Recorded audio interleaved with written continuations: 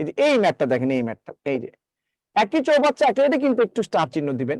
একই চৌবাচ্চা একই নল দ্বারা কত 10 ঘন্টায় পূর্ণ হয়, 10 ঘন্টায়। তাতে একটি ছিদ্র থাকায় পূর্ণ হতে 15 ঘন্টা সময় লাগে। ছিদ্র দ্বারা চৌবাচ্চা খালি হতে কত সময় লাগে? এখন বলেন, এই যে 15 ঘন্টা সময় লাগে, এটা কি এটা কি এই যদি একা কাজ করতো তাহলে কি 10 ঘন্টায় পূর্ণ হতো। আর যখনই আরেকটা ছিদ্র কাজ করে, তার মানে কি ছিদ্র একটা নল। দেখো তো মাহফুজ আসছে কিনা। যখনই মাহফুজ আসছে, আমার লাইভ আছে, আমার একটু কয়েকটা কোশ্চেন বাঁচতে হবে। মাহফুজকে ফোন দাও, ও আসলে। একই চৌবাচ্চা একই নল দ্বারা 10টা একই চৌবাচ্চা একই নল দ্বারা 10 ঘন্টায় পূর্ণ হয়।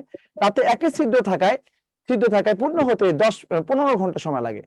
ছিদ্র দ্বারা চৌবাচ্চা খালি হতে কত সময় লাগে? ছিদ্র দ্বারা চৌবাচ্চা খালি হতে কত সময় লাগে?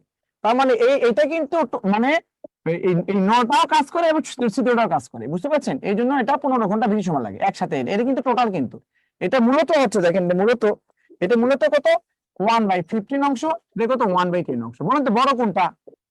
যে কোনো একটা থেকে আরেকটা বিয়োগ করলেই হবে, বুঝতে পারছেন? কিন্তু বড় হচ্ছে 1/10। 1/10 থেকে আপনি 1/15 বিয়োগ করে দিতে পারেন, তাহলে কত?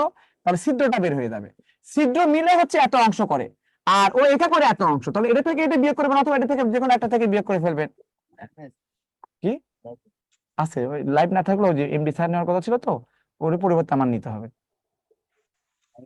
বলে দিচ্ছে, হ্যাঁ এমডি স্যার বলছে রেডি করো। আছে